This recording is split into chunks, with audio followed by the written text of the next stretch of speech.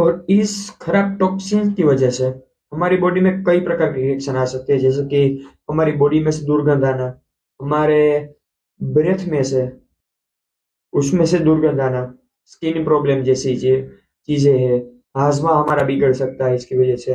हमारी बॉडी में जो पिंपल आते हैं वो भी इस एक प्रकार का कारण है।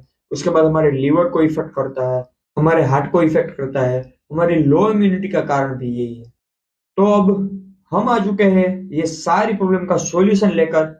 ये हमारी एक छोटा सा बॉम्ब, जो कि आपके पूरे शरीर को अंदर से क्लीन करेगा, ये जो सारे टॉक्सिन्स है उसको बाहर निकालेगा, यानी कि वेल डिटॉक्स।